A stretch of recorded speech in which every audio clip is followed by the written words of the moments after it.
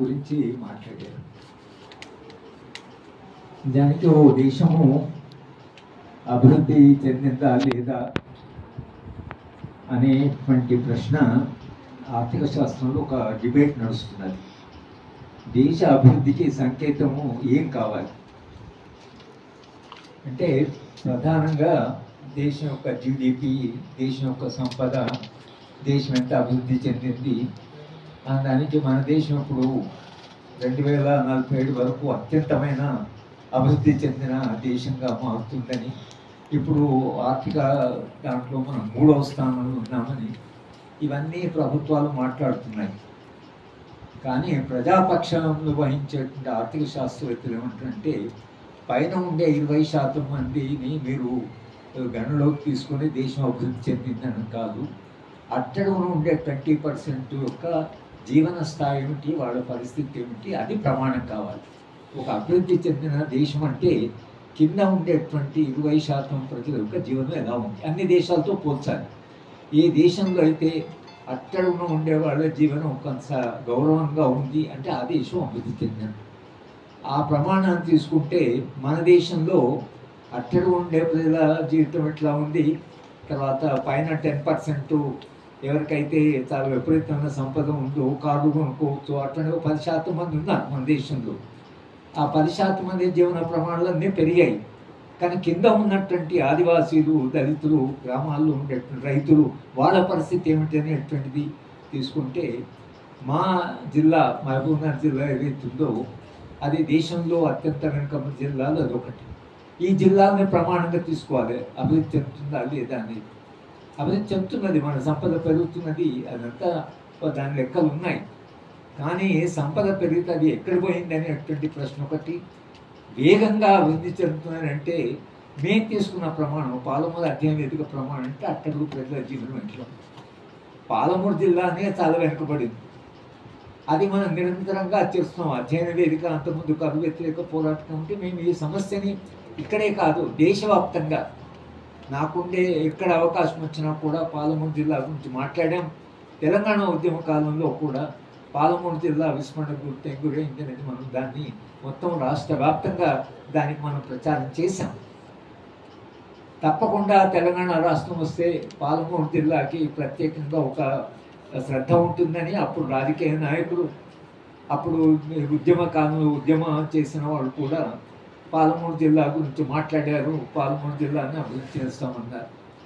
మేము పాలమూరు జిల్లా వెనుకబాటుతనాన్ని గురించి మేము మాట్లాడుతున్నాం అని అంటే పాలమూరు జిల్లాని వెనుకబడి అంటే పాలమూరు జిల్లాలో ఇంకా వెనుకబడిన జిల్లాలో వెనుకబడిన వాళ్ళు ఎవరు అనే మీరు ప్రమాణం తీసుకుంటే వెనుకబడిన జిల్లాలో వెనుకబడిన వాళ్ళు ఎవరంటే మా అమరాబాదు, తర్వాత అచ్చంపేట, ముఖ్యంగా నల్లమల్ల ప్రాంతంలో జీవించేటువంటి ఈ ఆదివాసీలు ఎవరైతే ఉన్నారో అది కూడా చెంచులు. ఆదివాసీలో కూడా మన రాష్ట్రంలో ఒక 8-10 ఆదివాసీలు ఉన్నారు.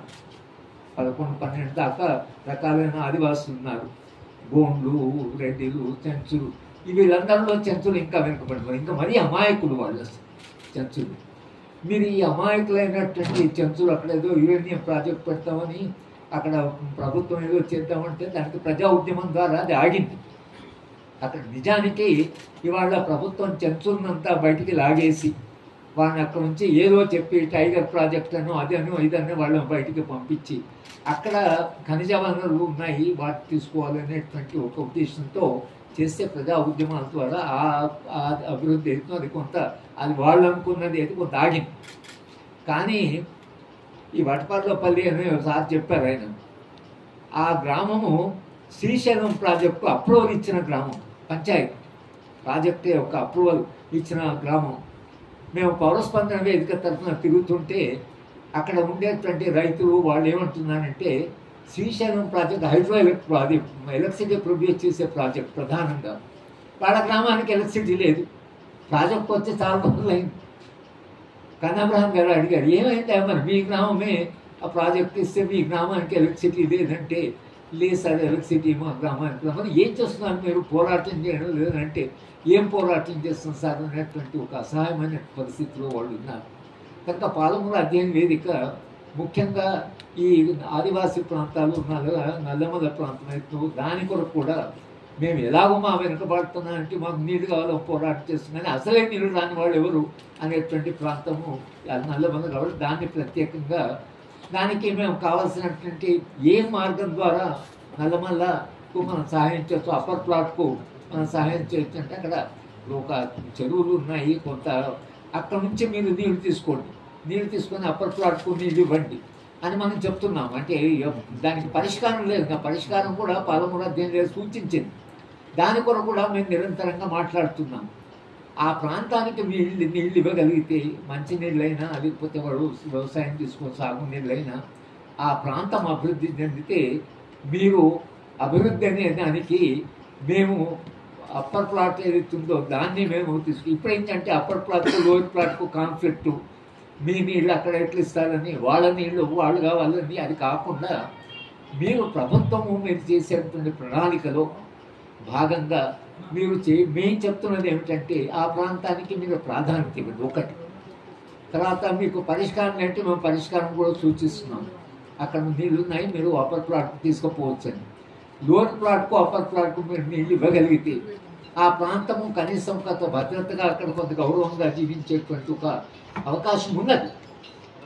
కనుక ఈ సమస్యని మహబూబ్నగర్ జిల్లా వెనుకబడతానే కాకుండా వెనుకబడిన జిల్లాలో వెనుకబడిన ప్రాంతాన్ని రాష్ట్ర స్థాయి ప్రెస్ కాన్ఫరెన్స్ తీసుకురావడం దృష్టి మా ఆశ ఏమిటంటే మీ ద్వారా ఇక్కడ ఒక ప్రాంతం పూర్తిగా అది విస్మరించబడ్డది, తెలంగాణ వచ్చిన తర్వాత కూడా ఆ ప్రాంతానికి, అంతేకాకుండా ఇంకా ఆ ప్రాంతానికి అభివృద్ధి చేయాలి అనేటువంటి కూడా ప్రభుత్వ ఆలోచన ఇక్కడ లేదు. కాబట్టి ఒక వెనుకబడిన జిల్లా యొక్క బాగు కొరకని పోరాడుతున్న అధ్యయన వేదిక మా జిల్లాలో అతి వెనుకబడినటువంటి ప్రాంతము, దాంట్లో ఆదివాసీ ప్రాంతం.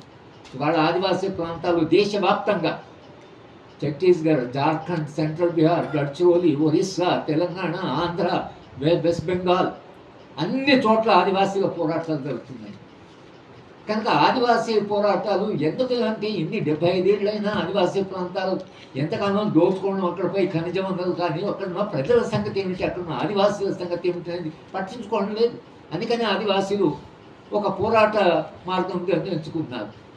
చెంచులు కూడా తమ సాధ్యమైనంత విధంగా వాళ్ళు అమాయకులైన వాళ్ళు కూడా తమ సమస్యను చెప్పడానికి ఒక పోరాటం అక్కడ జరిగింది నల్లమల్లో. కనుక ఇవాళ మేమంటున్నది ఏమిటంటే అసలు మొత్తంగా అక్కడ మొత్తంగా అభివృద్ధిలో జరుగుతున్న సమస్య ఏమిటంటే ఎక్కడైనా ఈ సమస్యను పట్టించినప్పుడు ఈ అధికారులు కానీ రాజకీయ నాయకులు కానీ, మా మహబూబ్నగర్ జిల్లా విషయంలో నేను రాహుల్ గాంధీని కలిశాను, రాజనబాబు గారు కూడా ఉన్నాను.